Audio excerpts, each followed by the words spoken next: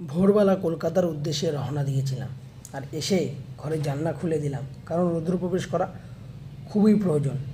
যেহেতু আমি হোমিওপ্যাথি ট্রিটমেন্টের আন্ডারে আছি, তাই সকাল সকাল খালি পেটে আমায় এই জলে মেশানো ওষুধ খেতে হয়।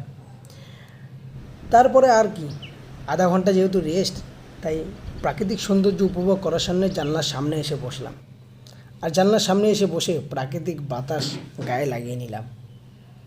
কলকাতা আসার পথে একটি বিস্কুটের দোকান থেকে আমি বিস্কুট কিনে নিয়েছিলাম, তাই বিস্কুটের জল খেয়ে আপাতত পেটটাকে শান্ত রাখলাম।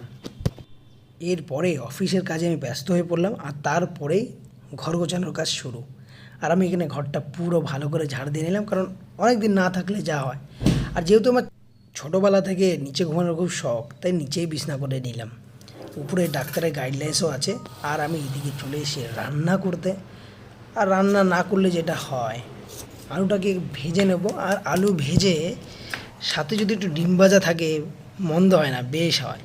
তো যাই হোক, এখানে ভাত ফুটিয়ে নিয়েছি আমি অলরেডি, আর কড়াই গরম করতে দিয়েছি, সাথে আলুটাকে মেখে নেবো ভালো করে নুন আর হলুদ দিয়ে। এবার এটাকে ভেজে নেবো ঠিক করে। আর ডিম ভাজার জন্য আমার কাছে পেঁয়াজ ছিল না, তাই রসুন কুচি আর লঙ্কা কুচিয়ে নিলাম। আর আলু ভাজা এখানে হয়ে গেছে, আর আমি এখানে ডিমটা ফেটিয়ে ডিমটা ভেজে নেব। তো যাই হোক, আমি এখানে ডিম ভেজে নিলাম, আর এই যে আমি ভাত আর আলু ভাজা আর ডিম দিয়ে এখন আমি বসে এটাকে এই খাবারের স্বাদটা আমি নেব।